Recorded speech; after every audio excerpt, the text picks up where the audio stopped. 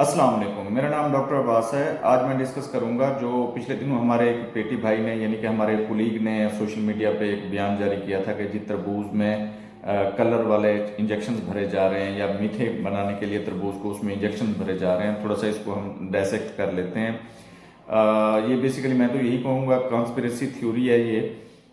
बेचारा गरीब यानी कि तकरीबन 5-6 महीने की मेहनत करता है, वो फसल लगाता है अपनी, जब वो फसल बेचने का टाइम आ जाए इस किस्म की जो है ना थ्योरी आ जाए तो वो बेचारा उनके लिए नुकसानदेह होता है।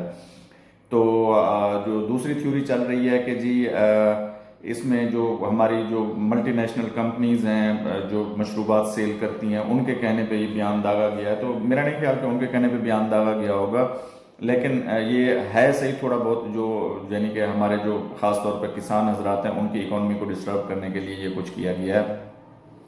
बेसिकली अगर आप देखें ना तरबूज को, तो तरबूज का जो ऊपर का खौल होता है वो बड़ा हार्ड होता है। अगर उसको देखें तो उसके अंदर जो उसकी गिरी होती है वो एक कंपैक्ट तरीके से भरी हुई होती है, यानी कि आप उसमें कोई और चीज़ इंजेक्ट नहीं कर सकते उसके अंदर।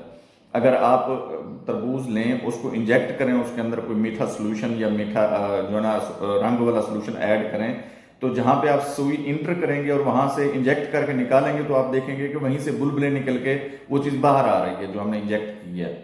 ठीक है, तो ये इतना इजी नहीं है कि इसमें हम इंजेक्ट करके लगा दें। दूसरा फिर ये है कि बीइंग अ मेडिकल प्रोफेशनल मैं अगर आपको समझाऊं तो हमारे जो जर्म्स हैं ना, जरासीम हैं, वो मीठे मीडियम के अंदर ग्रो करते हैं, यानी कि जहाँ पे उनको मीठा मीडियम मिले वहाँ पे वो ग्रो करना शुरू कर देते हैं। अगर आपने मीठा इंजेक्ट किया है उसके अंदर तो पानी आपने जहाँ से लिया वो जर्म ज़्यादा ज़रूर होगा, चाहे जितना भी आप उसको क्लीन कर लें।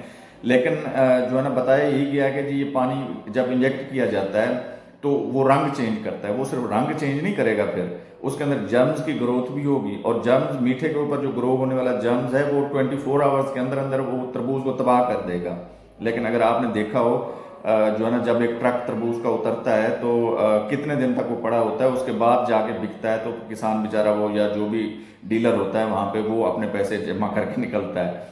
लेकिन अगर उसने इंजेक्ट करके रखा हुआ है वो तो 24 आवर्स में ख़त्म हो जाएगा। लेकिन आप देखते हैं कि वो तो 4-5 दिन के बाद जाके ट्रक पूरा सेल होता है उसका, तो वो जाता है।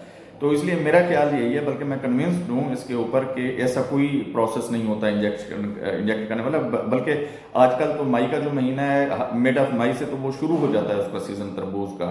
तो किसान को मेरे ख्याल है मिड ऑफ मई के बाद तो इंजेक्शन लगाने की ज़रूरत नहीं पड़ती। जो पक्का बड़ा तरबूज होता है वो तो ऑलरेडी अपना कलर गेन कर चुका होता है। तो मैं यही रिकमेंड करूँगा कि गर्मियाँ हैं, हमारा जो पसीना निकलता है उसके अंदर हमारे विटामिन मिनरल्स, विटामिन तो नहीं लेकिन मिनरल्स हमारे बाहर निकल जाते हैं। तो तरबूज खा के अपने आप को ठंडा रखें, ग्लूकोज की अपनी जो डेफिशिएंसी है उसको पूरा करें, और जो विटामिन और मिनरल्स की डेफिशिएंसीज हैं उनको पूरा करें। तरबूज शौक से खाएं, मैं भी रोज़ खाता हूँ। तो इसलिए मेरी रिक्वेस्ट है आप लोगों से कि इन सुनी सुनी बातों पर यकीन ना करें। ठीक है, अपनी सेहत के लिए जो मौसमी फल होते हैं वो ख़ास तौर पे अल्लाह ताला ने इसी तरह ही बनाए होते हैं कि जब आपको ज़रूरत हो उनकी तब यूज़ होते हैं। वो अल्लाह ताला यानी कि उन्हीं मौसम में ही उनको पैदा करता है। तो जैसे मौसम की रिक्वायरमेंट है इसी तरह तरबूज की भी मेरा ख्याल है हर एक हेल्दी बॉडी को रिक्वायरमेंट है। तो आप तरबूज ज़रूर खाएं, इंजॉय करें मौसम को। Thank you.